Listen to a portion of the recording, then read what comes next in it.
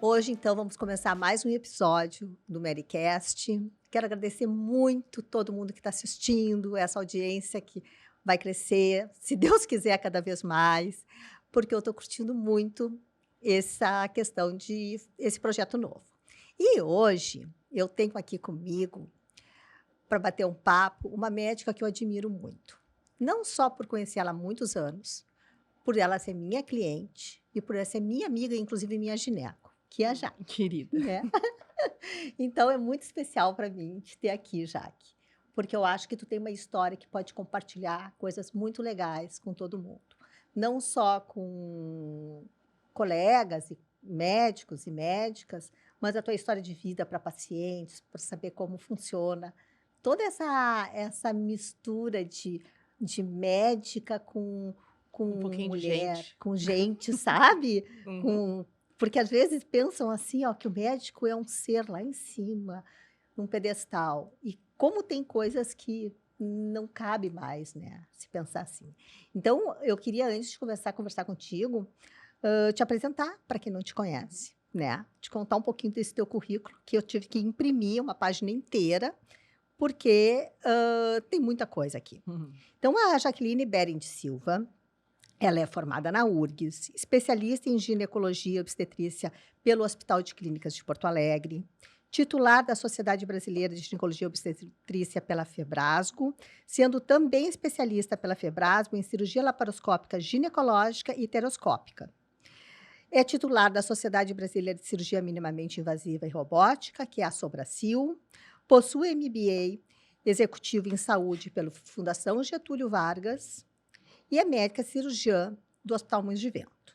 Bem, já participou de diretoria de diversas entidades, a Sobracil é uma delas, gosta de ensinar, gosta de compartilhar conhecimento, de aprender, já foi professora convidada do pós-graduação do SMI, que é Cirurgia Minimamente Invasiva do Hospital Moinhos, já foi professora do IRCAD, tanto na unidade de Barretos como na do Rio de Janeiro. O IRCAD é um dos principais centros hoje de preparação para médicos que fazem cirurgia minimamente invasiva. E, bom, já foi muitas coisas nesse decorrer da carreira. Mas o que me chama atenção é que lá em 1994, tu já começou uma formação em cirurgia videolaparoscópica e videohisteroscópica, né, quando foi para São Paulo. Então eu queria conversar contigo, já começando por aí, contando a tua história de por que que tu escolheu ser médica. E uma hora nós vamos chegar nesse 1994, porque tu é uma das pioneiras na parte de videocirurgia. Uhum. E não só pioneira mulher, como uma das pioneiras, porque isso aí estava começando a videocirurgia no Sim. Brasil, né. Uhum. Então acho bárbaro de a gente começar a falar um pouco sobre essa tua história. Tá ótimo. Primeira coisa, eu quero agradecer ao convite da Mary, né, minha paciente, minha amiga, minha instrutora que é a pessoa que me acompanha hoje em dia em toda a minha carreira médica, né, já faz algum tempo. E eu fico muito feliz de estar aqui Que bom, né. e ser convidada, sim. Espero que a gente faça um ótimo programa, né. Tomara. E que as pessoas realmente ouçam, participem, né, e que gostem do que a gente vai conversar um pouquinho. Bom, Mérito, falaste vários pontos aí, né. Agora eu vou ter que costurar tudo Agora isso. nós vamos ter que costurar tudo isso. Bom, uma das perguntas que eu acho que a gente pode começar é por que que eu decidi ser médica, né. Uhum. É difícil às vezes essas respostas, né, porque essas decisões muitas vezes a gente tem ela ao longo da nossa infância, da nossa adolescência. Eu não tenho ninguém médico na família, né, a minha família não é uma família de médicos, eu tenho um tio, já tinha muita idade na época, eu sou a temporona de uma família, né, e eu tomei essa decisão, eu acredito, perto dos 12, 13 anos, tá, perto de 14. Eu tinha um médico muito amigo da nossa família que eu admirava muito, né, e por uma questão pessoal minha e de saúde minha na infância, ele era uma pessoa muito ligada a nós, né. Uhum. E eu admirava muito o trabalho dele. Eu tinha um medo terrível dele, mas ao mesmo tempo eu admirava muito o trabalho. Inclusive foi uma época diretor do Hospital Conceição, tá? É o Dr. Gildo William, tá? Ele já é falecido. Mas era uma pessoa que eu realmente tinha um carinho muito especial por ele. Talvez a família nem imagine Que ele Isso que eu estou foi, comentando agora, e que ele foi a pessoa que, sabe, que eu sempre admirei muito. inspirou. Me inspirou. Bom, quando eu fiz a primeira prova para medicina, eu não passei, foi no segundo ano. E nesse ano, casualmente, além de estar fazendo a prova, né, para entrar na URGS, que era o único lugar que eu tinha condições na época de entrar, né, ou era URGS, não existia para mim outra opção, por uma questão financeira, né, eu também engravidei, né, Com quantos anos? eu tinha 18 anos. E isso fez uma reviravolta, porque, na verdade, eu precisava passar na faculdade, eu tinha uma certeza absoluta que se eu não passasse naquele momento, eu talvez não tivesse como alcançar o meu sonho, né? Então, eu me lembro, eu fiz a prova na época ali no Colégio Farroupilha, eu ia caminhando de casa até ali, e eu me lembro assim que eu dizia, meu Deus do céu, eu tenho que passar, eu tenho que passar. E tu já sabia que tu estava grávida? Eu já sabia que estava grávida, sim. Bom, enfim, ainda bem que passei, né? Tem uma outra situação também que eu lembro, que eu passei para o segundo semestre, não passei para o primeiro, eu passei para o segundo semestre, que quando eu fui fazer a minha inscrição, né, eu já estava bem grávida, meu filho nasceu logo depois do 4º dia de faculdade de medicina, né? Ele era para setembro, nasceu em agosto. E eu me lembro que quando eu fui fazer a inscrição em julho, o colega, que era um professor, olhou para mim e disse assim, o que tu está fazendo aqui? Né? E eu disse, como assim? Ah, tu é para estar em casa, né? Como quem diz mulher, e mulher grávida não faz medicina, né? Ainda mais. Ainda mais naquela época, gente. Isso aí era 1983, né? Bom, mas eu fiz a minha inscrição, deu tudo certo, né? O meu filho nasceu, o meu filho passou por várias dificuldades, porque imagina, eu passava o dia inteiro na faculdade, né? E eu ficava com ele só à noite. Muitas vezes ele reclamou, querido. Eu acho que metade da faculdade toda conhece meu filho até hoje. E o meu filho hoje é médico também, Sim. né? Reclamou, mas Reclamou, seguiu. mas acabou seguindo a mesma carreira da mãe, né? O meu filho hoje em dia é urologista. E era incrível, assim, porque ele dizia, ai, mãe, tu não tem tempo e tal. Mas, no fim, eu acho que o tempo que eu dediquei a ele, eu acho que sempre foi de muita muito, qualidade. de boa Até qualidade. porque ele acabou sendo. Né? E indo para a Seguindo. mesma área, né? E uma coisa na época, assim, que as pessoas me diziam, como é que tu consegue? Ah, gente, eu acho que a gente não sabe nem como é que a gente consegue. Eu acho que a gente consegue aquilo que a gente deseja, né? Aquilo que a gente tem um objetivo, a gente quer muito. E, obviamente, que eu tive ajuda, né, Mary? Eu tive ajuda muito importante dos meus pais, né? A minha mãe cuidou do meu filho, né? Embora eu sempre digo, a minha mãe sempre foi uma pessoa maravilhosa, porque ela ajudou, mas ela sempre teve o papel de vó. E eu sempre tive o papel de mãe, né? Então, isso é muito importante, porque às vezes os avós, ou seja quem for, toma a conta, né, da criança como se fosse sua. E isso nunca aconteceu. Meu filho sempre foi meu filho, né? E a minha mãe me ajudou muito, e isso é real, porque talvez se não fosse ela, talvez eu não tivesse conseguido, né? Terminar, né? Terminar, porque a faculdade de medicina, ela é extremamente difícil. Além de tu ter aula o dia inteiro, né? Ela é diferente das outras faculdades, né? Ela é uma profissão que tu tem que ter, tem aula de manhã, de tarde e às vezes até final de tarde, né?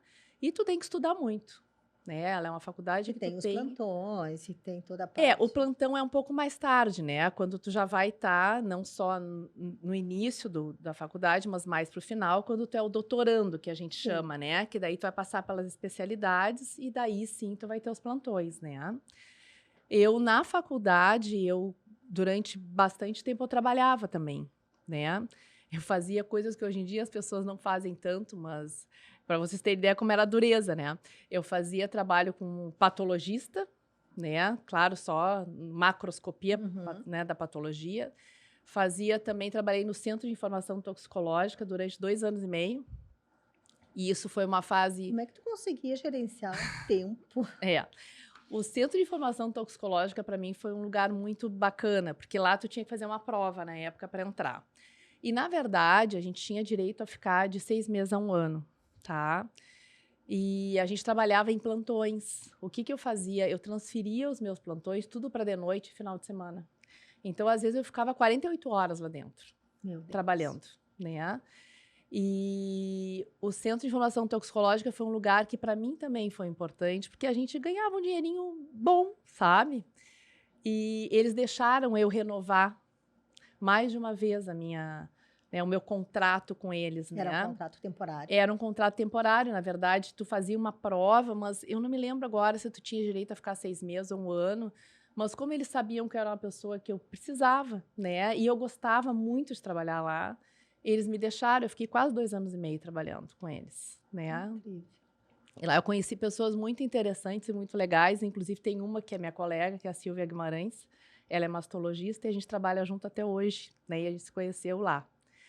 Bom, enfim, né? Tem uma coisa interessante dos centros de toxicologia, que é assim, a gente dava palestras. Agora, me lembrei disso agora. Como assim? É que assim, o que é o centro de... O CIT é Centro de Informação Toxicológica. Aham. Então, nós também éramos responsáveis pelas vacinas, né?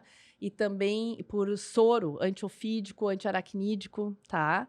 Então, nós dávamos palestras para o pessoal da CE, como fazer para não se picar, quais eram os métodos E que eles tu tinham. já dava também. Pois é, agora eu me lembrei Que disso, legal. que eu fui dar palestra sobre isso na época, e era muito legal, assim, porque o pessoal ficava impressionado, era uma menina, né? Sim. E a gente dava orientação, era um serviço diferente, assim, que eu fazia, Sim, né? mas tu já começou a aprender a ter habilidades de palestrante, de saber lidar em Pois é, público. eu não Alguma coisa lembrava disso, Mary, assim, ó, incipiente, como se mas é fosse legal, uma né? coisa... Bom, depois, né, eu fiz a prova para residência. Eu, na verdade, quando entrei, eu imaginava até... Não sei, eu comecei a pensar na ginecologia não no início, mas um pouco mais adiante, porque a ginecologia, ela junta muito tanto a parte clínica como a parte cirúrgica, né? Uhum. E eu gosto muito das duas coisas, né? Tu falaste ali que eu gosto muito de ensinar. Eu gosto de ensinar, mas eu gosto muito de atender.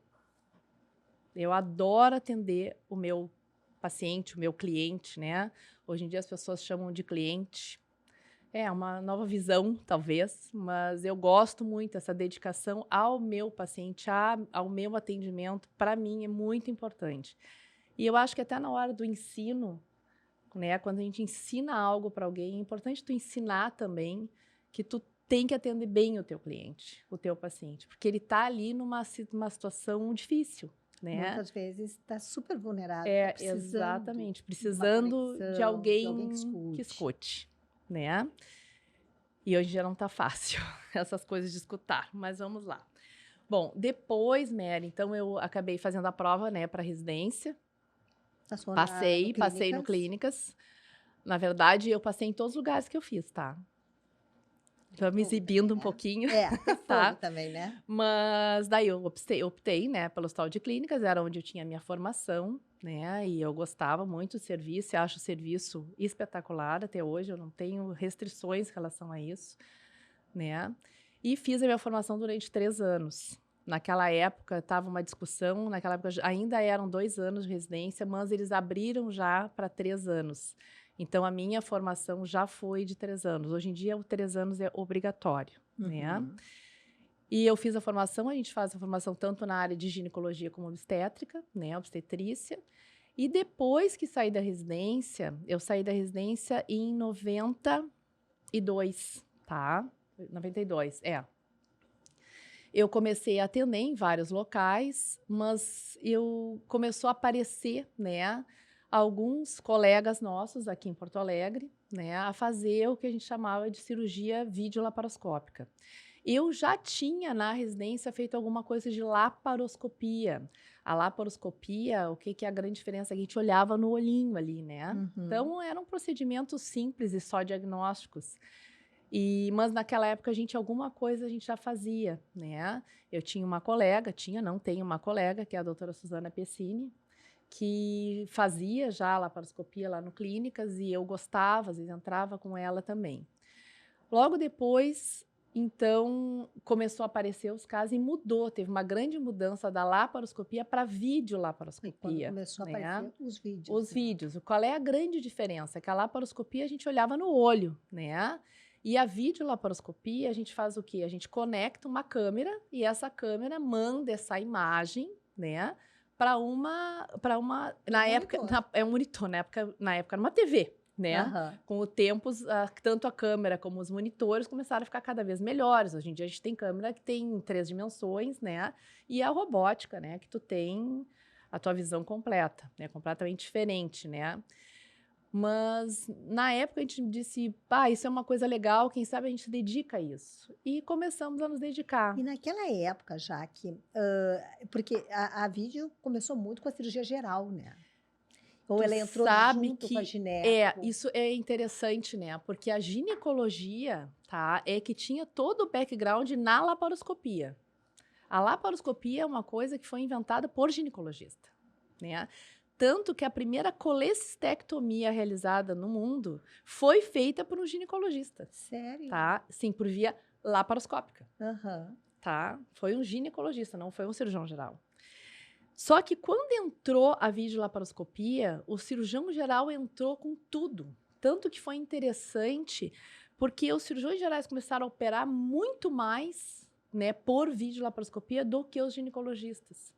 Porque os ginecologistas tinham muito aquela coisa, não, mas a gente pode, a cesárea, a cicatriz é baixinho, não aparece, né? Ou tu pode fazer pela via vaginal, que também não aparece. Então ficou aquela briga, né? Que dá para ser assim, é uma E na bobagem, geral, né? eles já estavam fazendo praticamente tudo por vídeo. Não, nessa época não. Eles estavam começando colestectomia só, né? E depois a coisa foi num crescente, cada vez vendo quanto mais coisas dava para serem feitas, né? E a ginecologia foi entrando, foi avançando também. Para tu ter ideia, e eu não queria errar a data, mas eu acredito que foi em 1989, tá? Acho que foi 89. 89 foi a primeira esterectomia por videolaparoscopia feita pelo Hitch, pelo Henry Hitch nos Estados Unidos, tá?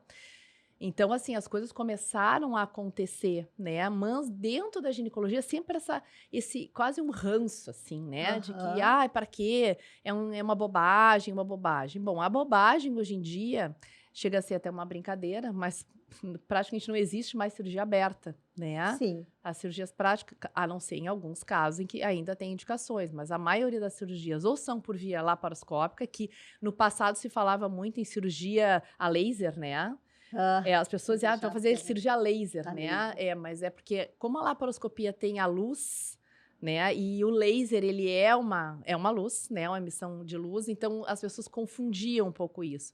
Embora tu pode utilizar o laser também, Mas é uma na outra cirurgia coisa. laparoscópica. Não, mas tu pode usar na cirurgia laparoscópica, né? Mas o laser, ele é um aparelho que ele queima ou ele corta. Ele é uma luz utilizada para se enxergar, né? Uhum. Ele é, na verdade, é um material que tu pode utilizar no procedimento. Seja ele laparoscópico, seja por estereoscopia, seja por daí outros tipos de laser, como tem vários no mercado, né? Então a coisa começou a crescer e nós fomos para São Paulo. Eu fui com uma colega, com a doutora Rosi, né, com a Rosi Balbinotto. Nós fomos para São Paulo e ficamos lá durante 15 dias. Isso né? foi em 94, né? E nessa época até é interessante, porque, de novo, né, eu recém tinha ganho nenê. Tá? Tinha nascido a minha segunda filha. Segunda filha. Né? A Gabriela, na época, era um bebezinho, né? E eu fui para São Paulo e eu me lembro que o meu filho disse assim: mãe, volta, porque ela não para de chorar, tu tem que voltar. Querida, eu disse, não, eu não posso voltar, né? Mas a gente foi, nós ficamos lá, eu acho que 15 ou 20 dias, na verdade, fazendo um curso que era um curso básico, né? Naquela época. Hoje em dia os cursos estão muito melhores. Meu Deus, era uma coisa bem inicial. Mas nós fizemos um curso em treinamento em animais naquela época, que ainda se usa hoje em dia, né? Mas de uma forma bem mais, vamos dizer, rústica, assim, Sim, né? porque estava começando. Era uma coisa, né, Exatamente. Mas o que me chama atenção é que a vídeo estava começando E nós começamos. e vocês começando junto com a vídeo. Sim. E foi uma loucura isso, né? E que hoje a vídeo é padrão ouro, praticamente em todas as cirurgias. Quando não, a evolução dela que ainda é a robótica. Exatamente. Sabe? E para lá nós vamos caminhar, né? Sim. Celery, tá? E daí, de novo, essa questão agora da robótica, que às vezes o pessoal diz, mas é bobagem.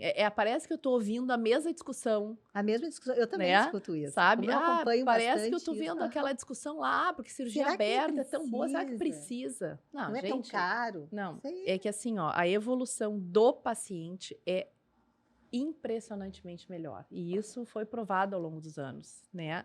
Até porque é uma cirurgia que no início ela era muito cara, né, Mary? E a mesma coisa está acontecendo com a robótica agora, né? Mas os preços ao longo do tempo vão Eles caindo. vão caindo.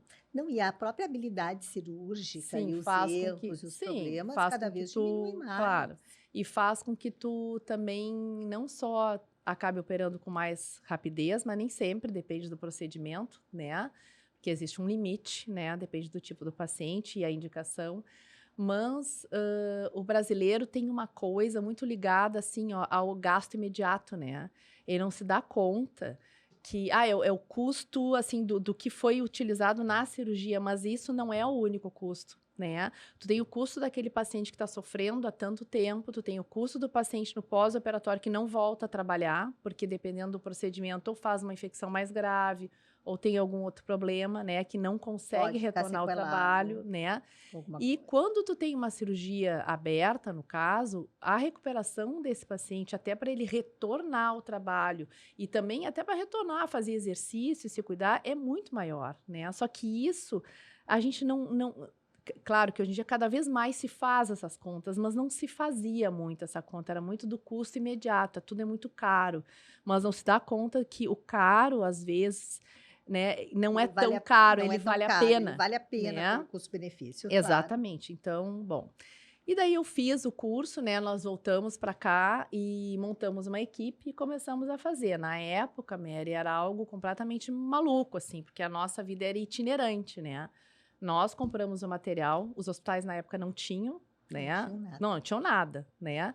E a gente carregava no carro, de um hospital para o outro. Chegava, montava, né? E a gente tinha uma colega que era, colega não, era uma instrumentadora que nos acompanhava, né?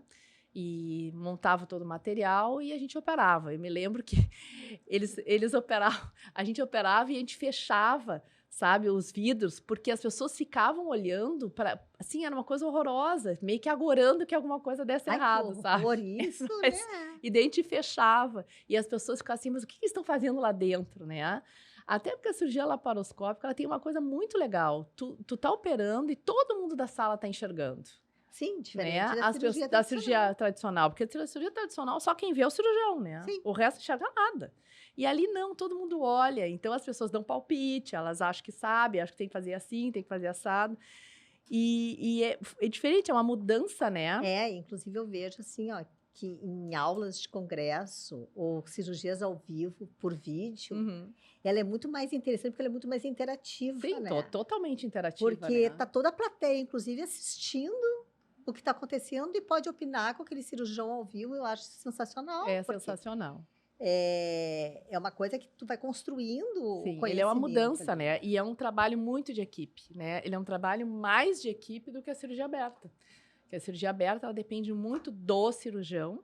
E a cirurgia por vídeo, todo o grupo tem que estar muito alinhado para fazer, porque ela tem vários detalhezinhos que são um pouco Inclusive, diferentes, né? existem cirurgias que são bem complexas, tipo endometriose, que muitas vezes, se ela for uma endometriose infiltrativa, é quase que chamam, né? Depende do tipo, né? Infiltrativa ou Ela que precisa de equipe cirurgião, multidisciplinar, sim. gineco, um coloprocto, um uro, muitas vezes. Sim, né? ou cirurgião geral, Então a coisa foi numa evolução, né? Às vezes quando a gente para pensar, eu fico pensando assim, meu Deus do céu, como o tempo passa, né? É uma coisa louca E como isso. foi rápido, né, essa evolução. Essa E agora está mais evolução, acelerado. e agora de novo, né? A medicina, a parte cirúrgica médica mudou muito nos longos tempos, ao longo do tempo, né? E depois disso, Mary, participei de vários, né, de vários congressos, de grupos de estudo. Eu fiz vários outros cursos, obviamente esse não foi o único, até mesmo dentro da própria cirurgia laparoscópica, né? Eu fiz curso também em algumas empresas, né, na MedCerce, na Santa Casa de São Paulo, né? Eu participei de vários grupos. Também participei, né, dando aula em vários serviços. E as coisas foram indo, né? tu teve teu consultório, Sim, começou com teu junto com consultório. Vamos isso, pensar nisso, nessa coisa do tá. consultório agora, da tua experiência, de ter a tua clínica. Eu no início, antes, eu tinha um consultório com algumas colegas, né? E daí também trabalhava numa clínica, que na época era a Sulmed, tá? A Sulmed existe ainda hoje, né? Depois da Sulmed, eu cheguei a trabalhar na Golden Cross, que não existe mais, tá? E o serviço da Golden Cross era um serviço que, apesar de ter quebrado, né, na época, ele era um serviço que tinha um trabalho muito legal junto com os médicos. Nós trabalhávamos em 3 turnos, era o turno da manhã, da tarde e da noite, né? Eu entrei no lugar de uma colega, eu entrei no turno da noite, das 4 às 8, mas a gente tinha um volume muito grande de pacientes ali, né? E então eu tinha um acerto com eles, não só do volume, mas da questão cirúrgica. Eu operei muita gente naquela época, né? Então isso, para minha experiência, Uma foi fuga de muito experiência, bom. muito bom. É. E a Golden Cross, na época, ela fazia alguns acertos, assim, ela tinha o nosso salário lá, mas ela também tinha a questão que eles faziam o pagamento do colégio dos filhos, né? 70% eles davam. E eles pagavam também para quem quisesse, inclusive não só para os médicos, mas para os funcionários que queriam fazer faculdade, tudo, eles também ajudavam, né? Mas eu acho que deu algum problema com coisas de imposto de renda, e eu não sei o que aconteceu, e que acabou fechando. Uma pena, porque era um serviço que todo mundo gostava de trabalhar, sabe? Era um lugar muito bacana mesmo. Bom, quando eu saí de lá, eu fiz uma mudança. Eu fui daí começar a trabalhar num consultório familiar, né? Que era o consultório, né, da família do meu ex-parceiro, né, do meu ex-marido. E nós fizemos esse consultório, na época ele era um consultório mais antigo, nós fizemos uma reforma, nesse consultório foi reformado 3 vezes enquanto eu estava lá, né, cheguei a fazer 3 reformas, e começamos a atender lá, era um consultório no centro, né, e foi muito bom, porque os meus pacientes também começaram a vir, quando eu Mas era uma larguei... época que o centro tinha um volume Ah, grande de sim, pacientes, sim. de Eu, pessoas eu não sei, circulando e sim, tudo, eu né? não sei como é que está o centro agora, porque eu saí de lá e depois da pandemia as coisas mudaram muito, né? Sim. Mas o centro é um local onde tu tem um volume muito grande, né? E para início de carreira, eu acho que ainda é um local interessante, sabe, para algumas coisas, porque como tu tem muitos serviços ali em volta, aquelas pessoas elas precisam de atendimento, né? E muitas delas, inclusive, têm vários planos de saúde, então fica fácil o acesso para eles, Claro. né? Então, eu na época saí da Golden Cross e comecei a atender ali, e muitos pacientes, inclusive, se mantiveram comigo, né, por outros convênios. E a coisa foi crescendo. Eu, na época, fazia, além de cirurgia, eu também fazia obstetrícia, né? A obstetrícia é uma área que ela é apaixonante. Eu parei agora, já vai fazer 10 anos, né? Mas eu às vezes fico pensando como é que eu conseguia fazer tudo que eu fazia. Não, eu ia te perguntar É logo em uma coisa seguida isso. maluca, assim, Não, e né? com 2 filhos Porque, pequenos. sim, com filho, fazia obstetrícia, eu operava, mas dava tudo Dava certo, curso. né? Dava curso, dava tudo certo, né? A gente conseguia. E depois as coisas foram passando, claro que daí tu começa a ter ajustes, né, Mary? Daí, sim, aquela quantidade enorme de obstetrícia eu comecei a diminuir ao longo dos anos. É porque a obstetrícia tem muito de disponibilidade. Tu tem que estar muito disponível, né? E a gente está com o celular 24 horas ligado. Não existe não ter telefone ligado. Na verdade, o médico, no geral, está com o telefone 24 horas ligado, né? Tu vai ser um médico ou mais ou menos disponível, dependendo do que tu atende, né? Sim. Sempre que tu faz um procedimento cirúrgico ou que tu tem que estar disponível para esse paciente, porque qualquer coisa diferente que essa pessoa sentir, ela tem que ter acesso, né? Senão fica difícil, né? A pessoa se sentir só com acesso a um serviço de emergência, muitas vezes ela se sente muito insegura, né? Então é importante E é isso. inseguro, inclusive, para o médico, né? Porque é bom ter o controle da situação e poder decidir.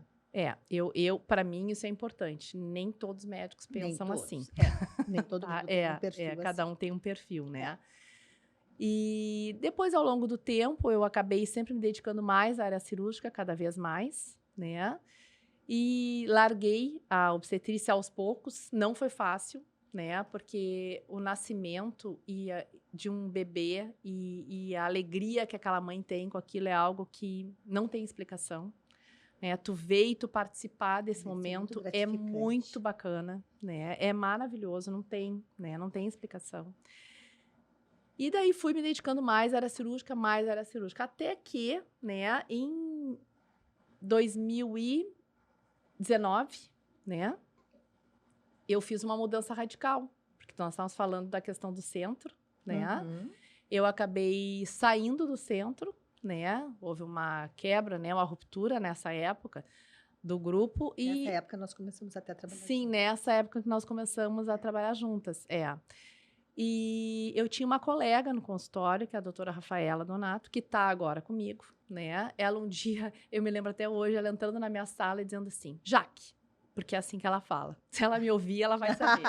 Jaque, tu não quer sair daqui? Porque eu penso em sair. Eu digo, e eu vou sair contigo, né? E foi uma coisa, assim, foi uma decisão que eu queria muito sair, mas eu estava Não sabia como sair. não sabia como fazer, né? E eu queria uma coisa minha, uma coisa que eu iniciasse, né? E daí foi, né? Procuramos uma sala e fomos atrás e montamos a sala, juntamos um grupo, nós somos 4 colegas, né? E eu me lembro, a Rafa não tem ideia como ela foi importante para mim, né? Ou talvez ela se dê conta e, enfim, né? E ela, daquele jeito rapidinho, né? A gente começou a ver as salas, já decidimos, já pegamos uma outra colega, que é a doutora Anitta, né? A Cassiano, e nós 3, na verdade, que começamos a fazer a sala, e a mãe da Anitta nos ajudou, que é uma pessoa maravilhosa, que é a nossa arquiteta, né? E depois entrou a doutora Camila também, né? Um pouco mais adiante, mas a Camila também entrou. Então, fizemos um consultório, que é a Clínica Aliê, hoje em dia, né? Somos um consultório com 4 colegas e nós temos uma colega, que é a Bárbara, que ela aloca o consultório, mas também faz parte do grupo, né? São todas amigas entre elas. Na verdade, eu sou o ser externo, né? Porque todas elas se formaram praticamente juntas. E chega a ser até engraçado, né, Mary? Porque a gente tem uma diferença de idade de praticamente quase 30 anos, né? 25, 30 anos. Mas eu acho que tu faz o contraponto ali. E daí eu às vezes, eu acho que eu sirvo meio de mãe, assim, sabe? Tem algumas coisas, mas ao mesmo tempo que tem isso, nossa, eu aprendo muito com elas, né? Porque as gurias ali, elas são muito boas, né? É um raciocínio diferente. Elas têm. Ser uma geração diferente. Elas são excelentes. É ótimo conviver. Isso faz com que e te instiga a estudar, a saber, isso, o próprio né? ambiente. Então, tu não dá para ficar parada, né? Porque do lado daquela turma ali, eu tenho que estar bem, porque senão a coisa complica, né? Mas foi um momento muito bom na minha vida. Foi uma mudança. Eu tive muito medo de fazer essa mudança. Eu estava 25 anos no outro consultório. 25 anos, gente, foi um desafio. Assim, mudar bairro. Eu mudei tudo, né? Mudei bairro, tudo. Agora, no início não foi fácil, obviamente que não, mas na verdade eu acho que foi mais fácil do que eu imaginei que seria. E hoje em dia eu estou muito satisfeita, né? Se me dissesse, tu gostaria de fazer isso de novo? Sim, gostaria de fazer mais 1000 vezes, né? Como é importante ter coragem. Eu acho que não é fácil ter coragem, mas quando ela vem, vai, né, Mary? E tu ter a coragem de mudar, né? Talvez naquela fase, assim, eu já estava com 54 anos, eu acho, né? 54, 55, 54. Às vezes tu parece que, assim, meu Deus, mudar, vai dar tudo errado. Não, vai dar tudo certo. E daí a gente se dá conta que os desafios, né, e as mudanças, elas independem da idade da gente, ou até daquela coisa de tu ser agarrada a algo que tu imagina que é imutável, né? E como a gente até remoça quando aceita um desafio, né? Porque tu vê que tu é capaz, que aquilo ali vai dar certo, que aquilo ali... Só que, claro, né, tu planejou tudo, as gurias são bem organizadas, cada uma tem um setor ali que faz uma parte da gestão da clínica. Não, isso elas pegam junto. Pegamos junto, é tudo bem organizado. Ter parceiras, ter colegas que pegam junto, né? Sim. E a única coisa que, na verdade, eu mantive na clínica foi a minha secretária, né? Que eu trouxe comigo, sim, né? Que é a Carol. Né? E a Carolzinha, nossa, ela tá comigo agora, parece brincadeira, mas ela tá comigo desde os 18 anos e a Carol já tá com 30. Meu Deus do céu. Eu digo pra ela que tá ficando velha. Ela dá risada, né?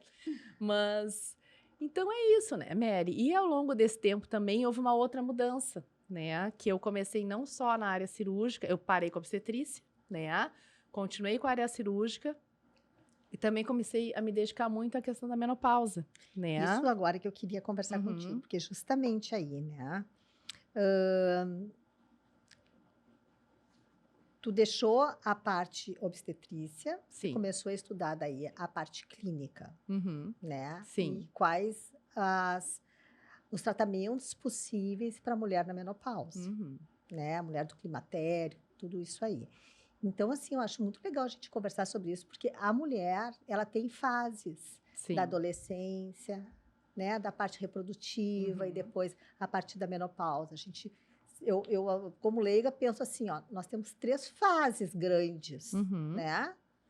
E tu atende as 3 fases. Sim. Mas muito focada hoje na menopausa pelo volume de pacientes, até que durante esse tempo todo ficaram continuam contigo, comigo, né? que continuam e as necessidades que hoje aparecem.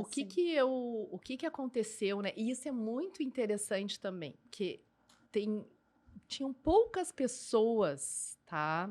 Não que são tão poucos assim, mas todo ginecologista pode tratar todas as fases, né? Tá? Mas existiam poucas pessoas que tratavam assim de uma forma mais objetiva, né, a fase da menopausa.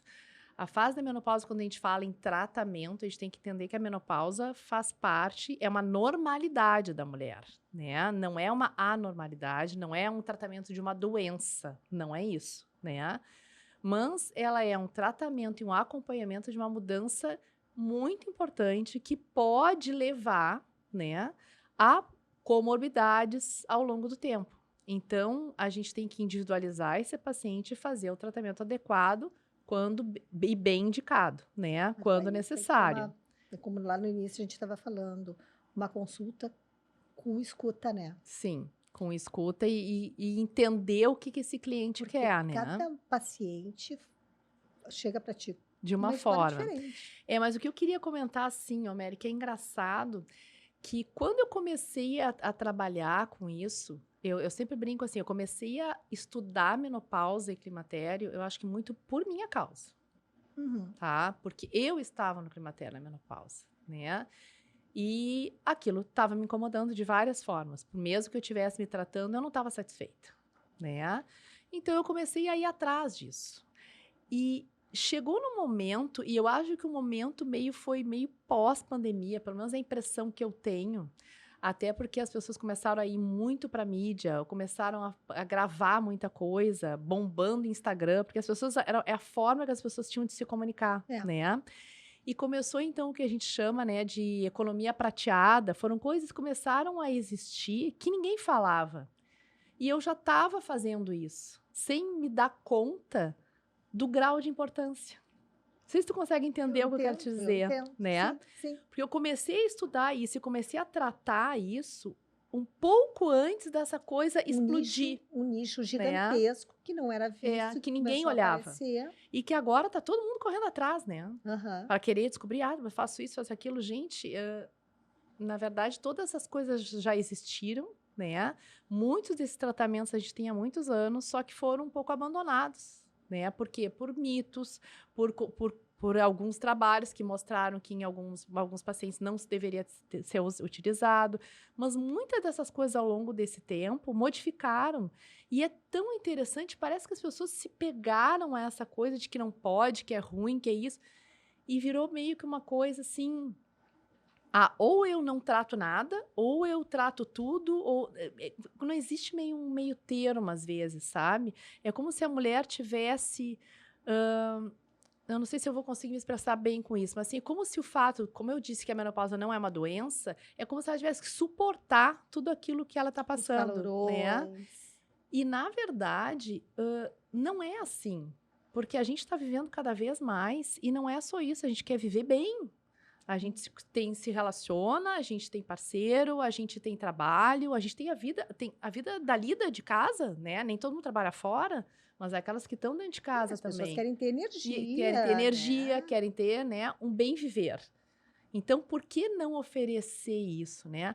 Mas eu gosto de tudo natural. Ok, se tu gosta de tudo natural, não tem problema, mas tu tem que saber que tu manter sem usar absolutamente nada, tu vai provavelmente, claro que não são todas, ter algumas sequelas. Tanto que os trabalhos são muito claros em E relação a quando a gente isso. fala nisso, a gente está falando em reposição E hormonal, mas reposição de uma hormonal. forma Sim, adequada para quem segura. pode, segura, É. né? Então é interessante, assim, que no fim eu acabei entrando num nicho de novo, meio precoce, né? Mas eu não estava me dando conta disso. Em 2018, 2019, eu fiz vários cursos, né? E é até engraçado, porque se eu olhar, meu Deus, vivi em São Paulo. Agora eu meio que dei uma parada, né?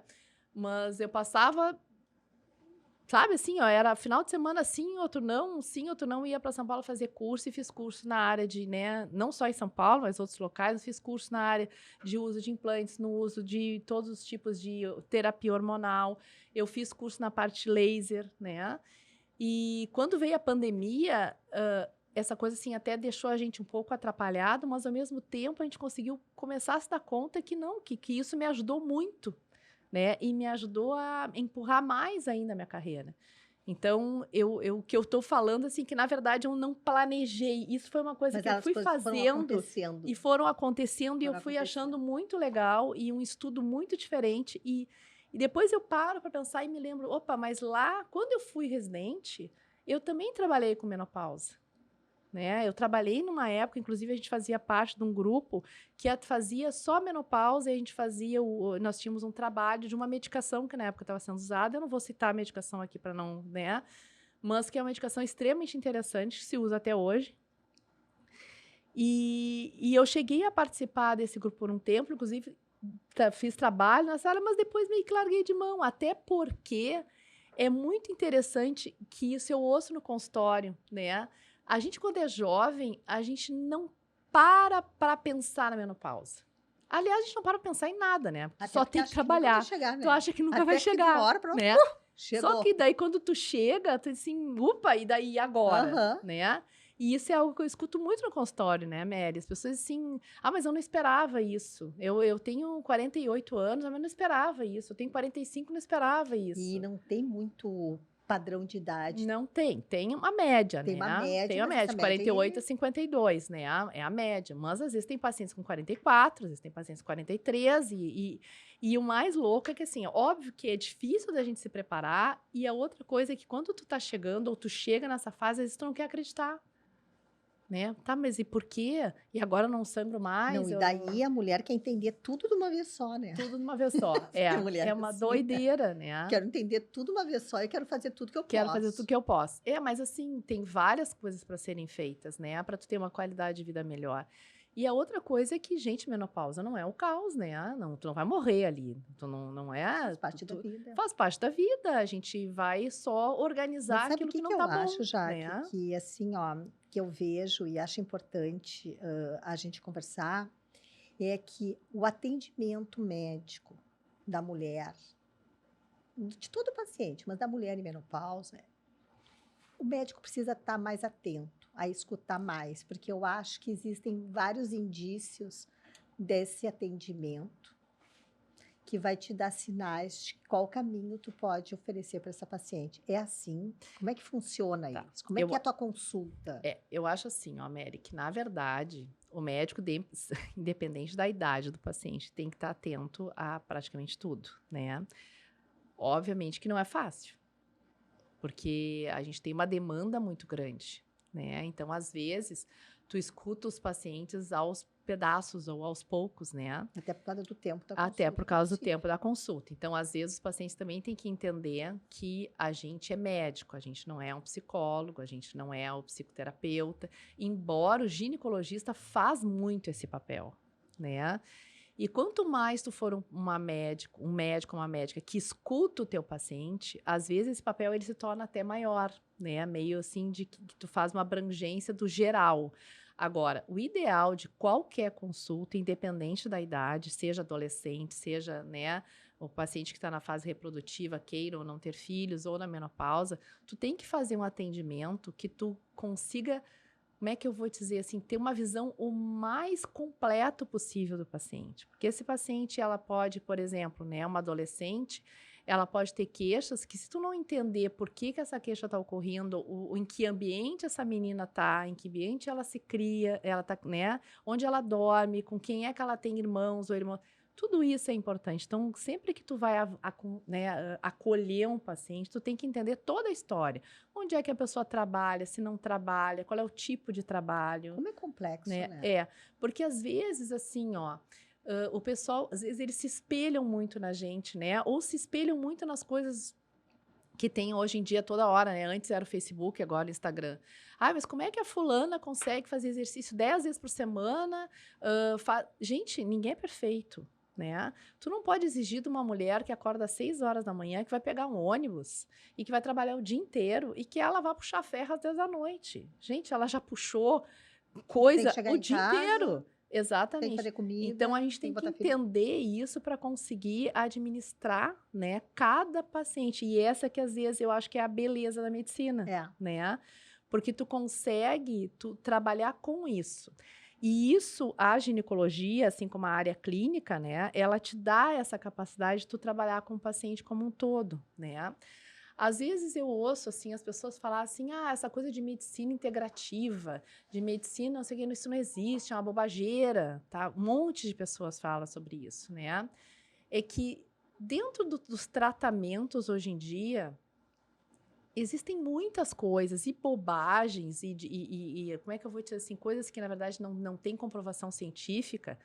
Isso tá cheio por aí, né? Isso só que confunde muito as pessoas. Só que integrativo, o que significa? É a pessoa inteira, né? Integralizar ela em todas as suas relações, né? E outra coisa, o médico, ele tem que entender que ele não precisa trabalhar sozinho, né?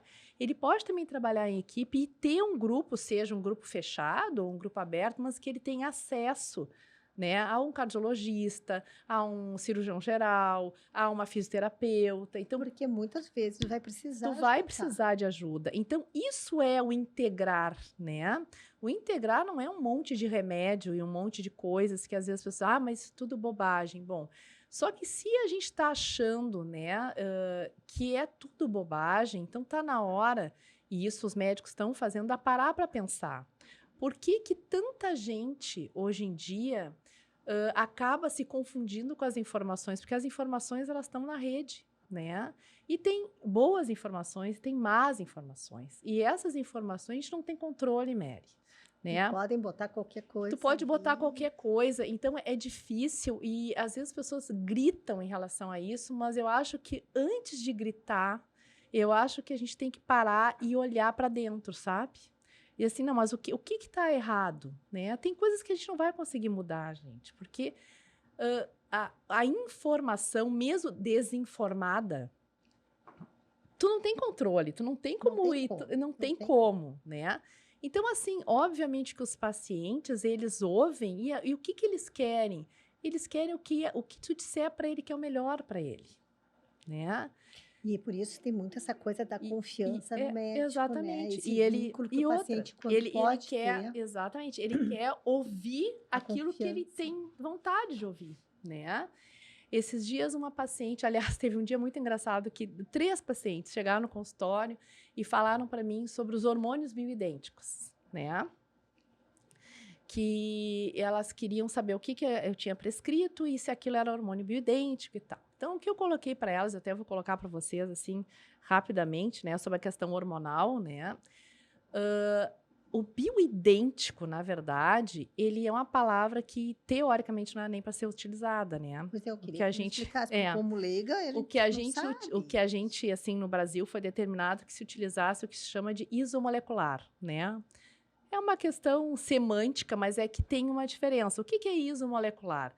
É algo que é igual a alguma outra coisa, né?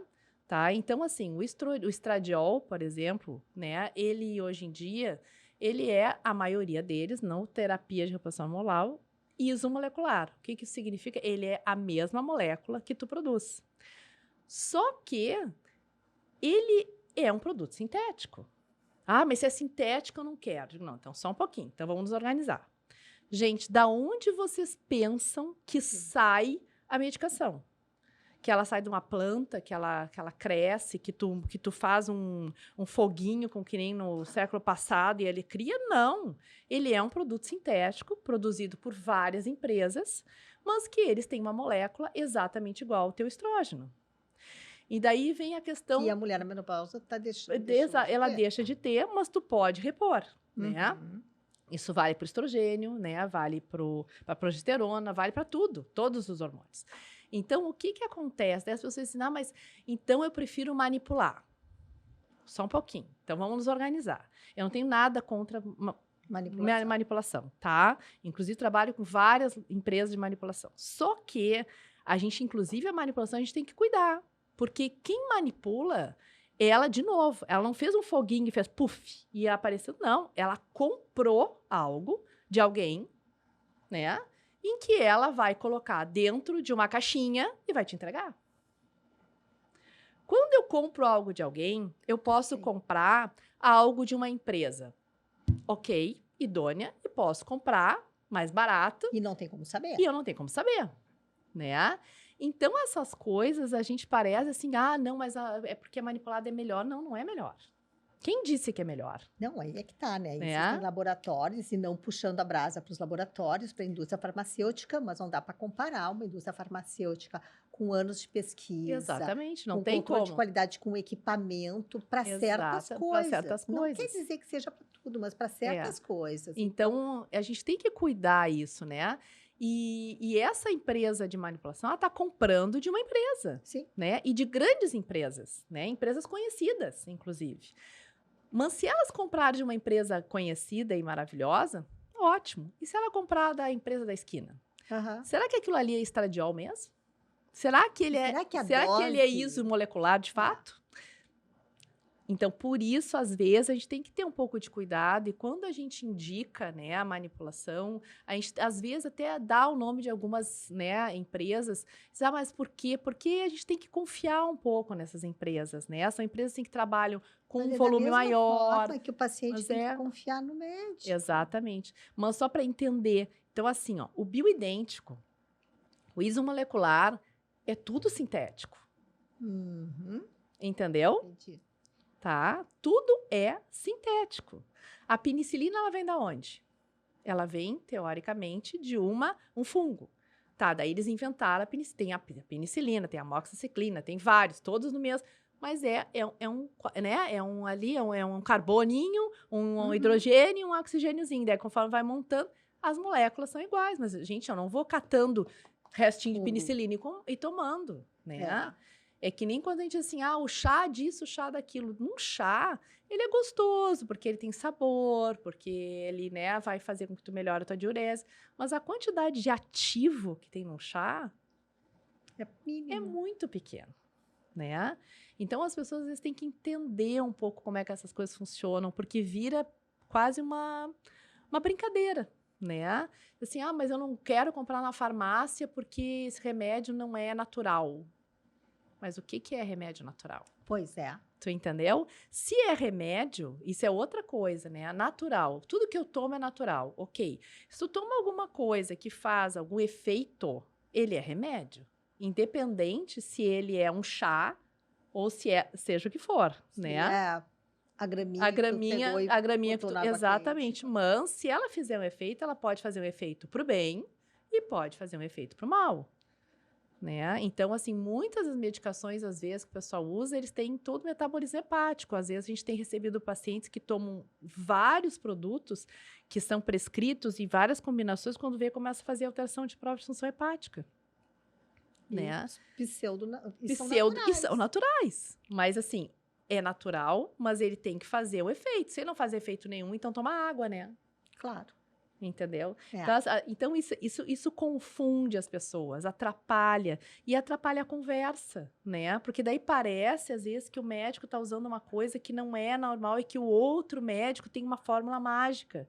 A gente não tem fórmula mágica, né? E eu acho importante que a gente se dê conta cada vez mais que ciência é ciência. Exatamente. Existe um processo científico para aquilo, que são aquelas etapas que a gente aprende, né? Então, é melhor confiar no resultado da ciência do que querer inventar Exatamente. uma teoria da conspiração, muitas vezes, que são umas Sim. coisas tapafúrdia que aparecem, Cada vez mais, né? sabe? E a tendência é cada vez mais, porque cada vez tem mais informação na internet misturada. E é uma loucura, assim. Eu chego a receber pacientes dizendo assim, mas tu teve uma que me disse, mas tu não acompanha a fulana? Sei lá quem é a fulana. A fulana, na verdade, depois eu fui olhar quem era uma blogueira, uma guria, blogueira. Gente, hello, né? Não, eu não acompanho, Não. né? Então, é engraçado. E daí elas dão dicas, dão elas têm dicas milhares fantásticas. de seguidores, Não, e daqui a mas pouco daí isso que eu parece digo que elas assim, sabem né? mais do que um Isso que eu digo médico. assim, como é que tu vai dar uma dica, receita de bolo, se cada pessoa é diferente? Claro. Né? Então, tu tem que individualizar. Né? Eu tenho pacientes que fazem realmente aquilo que está escrito, exercício todos os dias, não sei, mas nem sempre a gente consegue, né? Até A porque gente não é realidade. perfeito, vamos botar dentro da real, né? Então, isso tudo é importante da gente conversar, da gente ver, porque senão as pessoas começam a sentir, Mary, até muito, com muita solicitação. No fim, virou a menopausa, que é uma coisa natural, mas que tu pode tratar no sentido de tu ter uma passagem por ela e uma continuação até, né, sabe-se lá quando, que tu te sinta bem, mas se tornou uma loucura, né? Parece que, assim, as pessoas estão... Deixaram mais complexo. Deixaram mais, às vezes, difícil do que deveria ser, né? Então, obviamente que o fato da gente estar envelhecendo e a gente tem que se dar conta que nós estamos passando, às vezes, mais tempo na menopausa do que fora dela.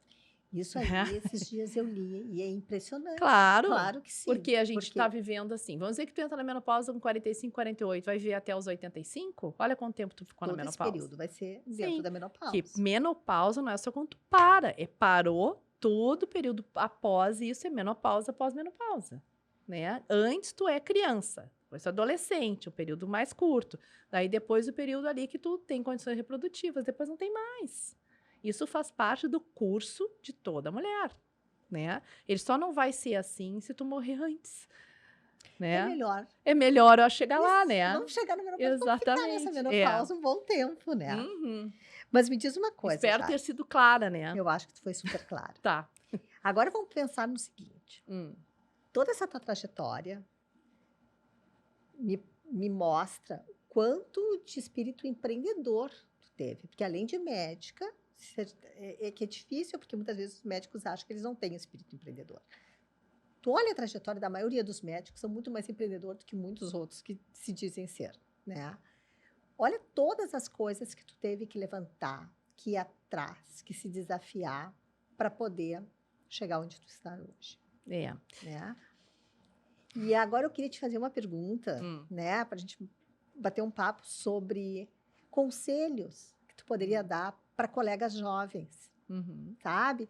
Tanto para colega mulher como homem. A mulher, eu tenho notado muito a questão da maternidade na médica jovem, o quanto isso impacta em dar uma segurada na carreira. Depois acompanha. A rapidez que elas vão depois é incrível. Mas vamos conversar um pouquinho sobre isso, porque eu acho que ajuda muito as pessoas. Eu acho até que isso não é só na carreira da médica, né? Eu acho que isso é na carreira de todas as mulheres. Né? Se a gente for olhar ao longo do tempo, né, Mary, o fato da mulher engravidar, e é ela que engravida, não é o homem, né? Por mais que hoje em dia, os homens são cada vez mais participativos, mas mesmo assim as coisas são diferentes, não adianta, faz parte da natureza, né? O ter filhos e o se dispor a isso está cada vez mais difícil. E as pessoas estão, o que eu vejo, é muito atrapalhadas em relação a isso, tá?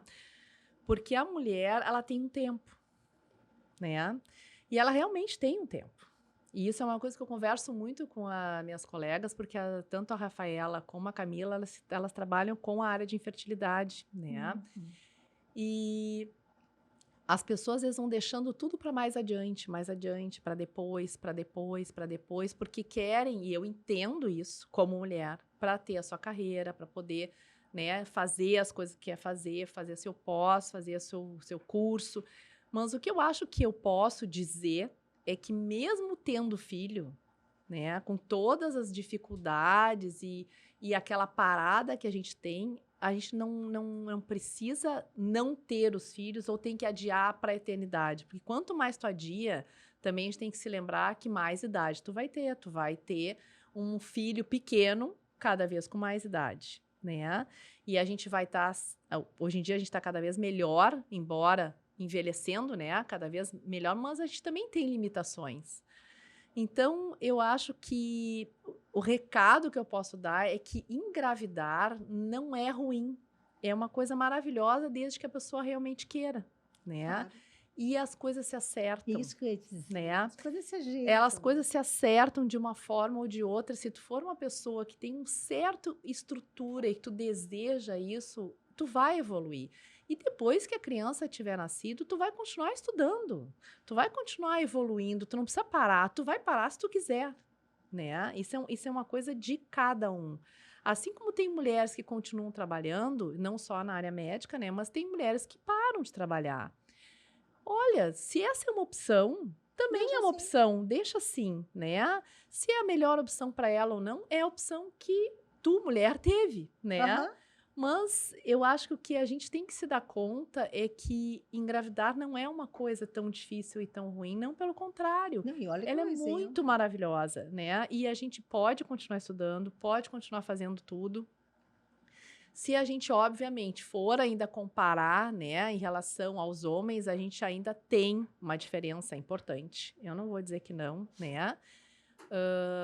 Tanto em termos, assim, de locais de trabalho, né, de remuneração, isso é uma coisa muito interessante. Esses dias até eu fiz uma brincadeira que o pessoal não gostou, mas vocês sabem que a faculdade de medicina cada vez tem mais mulheres, né? Inclusive já tem mais mulheres do que homens. Não sabia.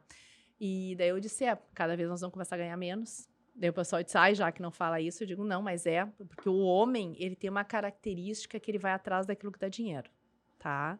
Isso é uma característica masculina, não que a mulher também não faça, porque a mulher também, ela é ambiciosa. Mas ela tem uma ambição, às vezes, eu imagino, um pouco diferente, sabe? E tanto que o homem está largando muito a medicina para outras áreas, né? Principalmente a área de agregando outras tecnologia. áreas. Principalmente a área de tecnologia, né? Aham. E tanto que tu vai ver que não tem tanto. Tem mulher na área de tecnologia? Tem, mas não tem tanta, né? Exato. Então, assim, existe um rumo das coisas, né? Ao longo dos anos, eles vão mudando. E é interessante isso. E se a gente for olhar, a medicina, ao longo do tempo, ela foi cada vez tendo um retorno financeiro menor para os médicos, né? Isso a gente tem visto. Cada vez Todos os menos. estudos mostram. Tudo. E uma desvalorização também. Uma desvalorização muito grande até da própria profissão, embora ainda é uma das profissões que mais tem gente tentando fazer a faculdade, né? Ainda é uma das grandes disputas, né? Mas o que eu quero dizer com isso, assim, que a mulher também, e isso é algo que está começando a aparecer na mídia, e tem gente que diz, isso é coisa meio frescura. Não é frescura, não. Que é interessante que a mulher, ela quando é adolescente, às vezes ela falta aula, né? Porque ela está menstruada, ela falta aula porque ela tem cólica, ou ela está num trabalho inicial ali com os 17, 18, 19 anos e ela tem algumas dificuldades. E as pessoas, se tu for observar, depois quando ela engravida, agora ela tá grávida, né? Daí quando ela entra na menopausa, agora ela tá uma chata, porque ela xinga todo mundo. Então, a mulher tem uma como é que eu vou dizer? Tem um discurso meio pejorativo, sabe? Em relação à condição feminina, né? Que faz parte. Mas esse discurso, gente, ele é feito tanto por homens como por mulheres, né? E isso é muito interessante, porque a própria mulher tem esse discurso muitas vezes. E, honestamente, esse discurso tem que acabar. Concordo tá? contigo. Porque é um discurso que nos coloca sempre em segundo lugar, né? A gente sempre tem Enquanto algo... isso não mudar, as coisas não mudam o o resto. Eu acho que era isso que eu queria dizer para vocês. É isso. Então tá, Jaque. Eu só tenho que te agradecer. Ai, que bom, querida. O teu tempo, porque tempo é precioso. Sim, mas esse tempo já estava dedicado, né? Tá, mas ter um tempo para a gente conversar sobre isso e trazer uma informação que seja legal, que agregue para as pessoas, é um tempo que tu doou. Então, eu tenho que te agradecer muito sobre isso. Tá, Mary, Tá. querida. Obrigada. Obrigada, gente, Certo? por a dedicação de vocês em escutar esse episódio. Nos siga no Instagram. Depois a gente vai colocar aqui o nosso perfil, o perfil da Jaque. E até a próxima. Muito obrigada de coração. Muito Obrigada. obrigada.